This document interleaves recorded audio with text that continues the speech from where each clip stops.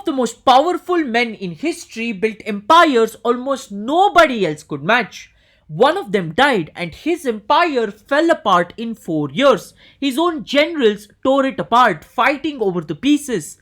The other one, he died too, but his empire kept going. It lasted for well more than 400 more years. Same ambition, same scale. So, what was fundamentally different, you may ask? Not the size of their armies, not how many wars they actually won. One decision, the same decision nine other men made across nine different centuries. And once you see it, ladies and gentlemen, you can't stop seeing it. Not all 10 of these men were good people. Some of them were absolutely brilliant, and the others were strikingly brutal at the same time. This video isn't about admiring them, it's about taking what worked and leaving the rest. Lesson 1. Whatever you can't control isn't allowed to control you. Marcus Aurelius was a Roman emperor, and almost his entire time in power was one long emergency. He spent years fighting wars on the frontier. He buried family members who died in a plague sweeping through the empire. The one of his own generals also turned against him. A false rumor actually spread that Marcus had died. The general saw his opening and made a grab for the throne. When the word actually got out that Marcus was actually alive, the general's own soldiers killed him before he even arrived. Here's what Marcus did next. Nothing. He didn't go after the man's family. He didn't punish anyone for it. And through all of it, the wars, the deaths, the betrayal, he was privately writing notes to himself. Not for an audience, not for history, just reminders to stay steady, written for no one but to himself. That's the lesson. Whatever you can't control isn't allowed to control you. This isn't really about a war. It's about the email that ruins your morning. It's about the person who's trying to get a reaction out of you.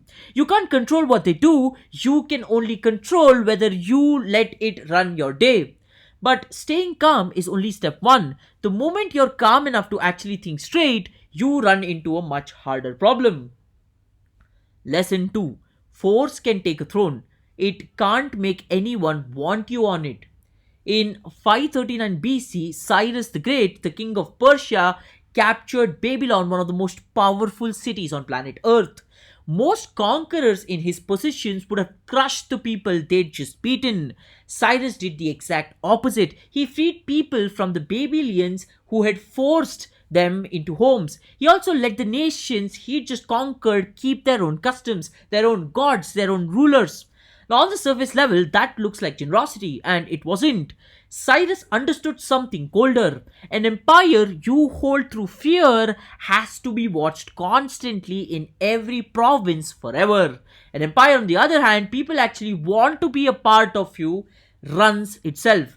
Force can take a throne, it can't make anyone want you on it. Think about a manager who leads through threats. People show up, they do the minimum. That's compliance. Now, on the other hand, think about a manager who gives people an actual reason to stay. That's loyalty, and it actually lasts a lot longer than fear actually does. But understanding people isn't the whole game. Sometimes the thing you've spent your whole life chasing turns out to be something else altogether. Lesson 3. Winning shows you what you can take. It never shows you what it costs. Around 261 BC, Ashoka, an emperor who ruled much of ancient India, finally got the war he'd wanted his whole reign. The conquest of the Kalinga on India's east coast. He won, and according to ancient accounts, the casualties ran into hundreds of thousands of people. Ashoka should have felt absolutely proud, but he didn't. He was horrified by the win that actually took place in front of him because of what it actually costs him. So he changed the course in public where everyone could see it. He had new laws carved into rocks and pillars across his empire. Laws about tolerance and taking care of people so ordinary citizens could read in his own words what he'd changed his mind. Winning shows you what you can take. It never shows you what it actually costs. You know this feeling even if you've never conquered anything. It's the promotion you finally get and then you realize you didn't actually want it. Ashoka is the only man on the list who got exactly what he wanted and then rebuilt the entire reason he wanted it in the first place. Not everyone gets the chance to reconsider. Some men run out of time even before they go ahead and even get it. Lesson 4. Anything built entirely around one man dies with the man. Alexander the Great didn't get that chance. By the time he was 33, he had conquered the largest empire the ancient world had probably ever seen, from Greece to all the way to India. He never lost a single battle, but he never named a clear successor either. When he died suddenly in Babylon, his generals didn't hold the empire together, they tore it apart, fighting each other over the pieces for the next 40 years. And here, ladies and gentlemen, is the problem. Everything Alexander built depended entirely on Alexander, and the moment he was gone, so was it. Anything built entirely around one man dies with that man. You've probably seen a smaller version of this. It's the team that falls apart the second the one person holding it all together goes on vacation. Alexander was, by all measures, the greatest military mind history has ever produced, and it still wasn't enough to hold the empire together. Lesson 5. Power that outlives you was never really about you.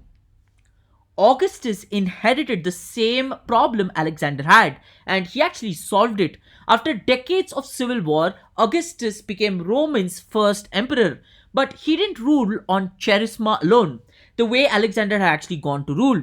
He built a machine, a professional army with pensions, a permanent civil service that didn't depend on him showing up every single day. A real process for choosing the next emperor worked out before he even needed one. He also did something Alexander never even considered. He told the emperors who came after him to stop expanding, to protect what he'd already worked instead of chasing more. And when Augustus died, the empire didn't even blink. It kept running for another 400 years. That's the empire from the start of this video, the one that outlasted its founder. Power that outlives you was never really about you, and that's the difference between being needed and being replaceable. It's the founder whose company keeps running the day they finally leave, but a machine like that only works as well as what you're willing to actually put into it. Lesson 6. He never let pride choose his tools. Genghis Khan united the warring Mongol tribes and built the largest connected land empire in history. Part of that was brutal military force, but part of it was something much quieter. When the Mongols ran into Chinese engineers who knew how to break through city walls, Genghis Khan didn't dismiss them for being foreign. He recruited them. When he needed people to actually run cities he'd conquered, he brought in Persian administrators instead of insisting his own people to do it the Mongolian way. His language didn't even have a writing system, so he adopted one from a neighboring culture just to give it one. He never let pride cross his tools. Most people would rather fail using their own methods than succeed using somebody else's. They'll turn down a better way of doing something for one reason. It wasn't their idea. And Genghis Khan, ladies and gentlemen, didn't care about that or who actually came up with the idea. He only cared if it worked for himself. But some things can't be borrowed or recruited. A reputation has to be earned by yourself in real time when it actually matters. Lesson 7. People remember how you won long after they forget what you won. In 1187, Saladin, the Sultan who led the Muslim armies against the Crusaders, recaptured Jerusalem, ending nearly a century of Crusader rule over the city. 88 years earlier, when Christian armies first took Jerusalem, they massacred much of the population. Saladin had every reason and every opportunity to do the same thing back then. He didn't. He let the population leave the city under safe conduct. By most accounts, he freed a large number of people who were poor to pay their own ransom. Even Dante, the poet writing decades later, placed Saladin across the honorable dead, not the damned. People remember how you won long after they forget what you actually won. Anybody can win an argument. What people in general actually remember is what you did in the moment. You didn't have to hold back anymore.